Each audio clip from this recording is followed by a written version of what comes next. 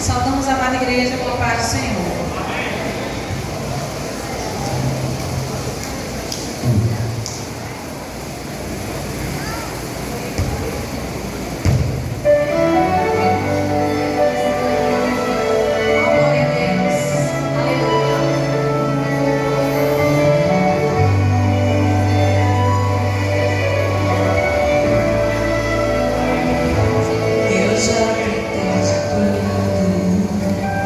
Correndo pelo mundo, buscando encontrar uma solução. Dificilmente alguém sem Deus mãos, sem forças para amar. Somente a fé continua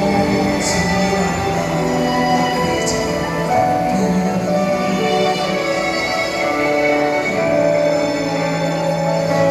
Foi quando eu ouvi falar que por ali ia passar Jesus.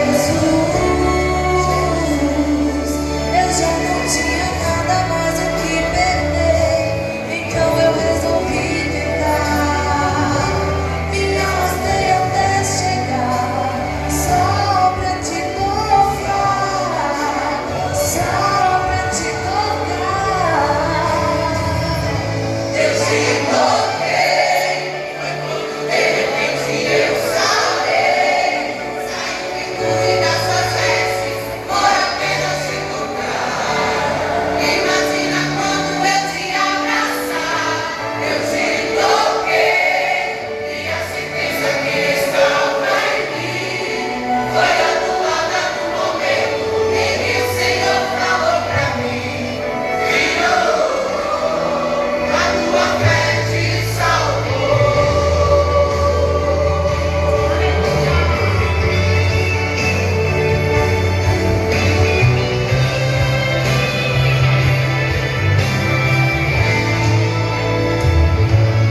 Quando eu ouvi falar que por ali ia passar Jesus,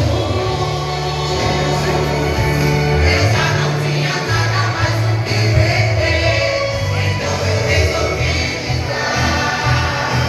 Me arrastei até chegar, só pra te tocar, só pra te tocar. Eu te toquei, foi quando de repente eu sarei. Saiu de tudo das suas vestes, por apenas te tocar.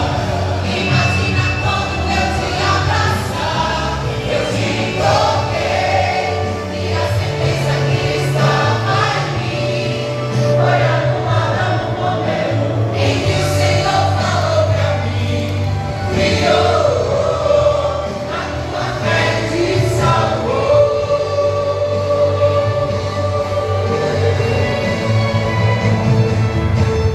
O mesmo Deus que começou em mim a sua obra é o Deus que te visita agora, que conhece toda a sua história. Essa enfermidade vai sair, mesmo que pareça até o fim. Toque na sua obra, seja curada.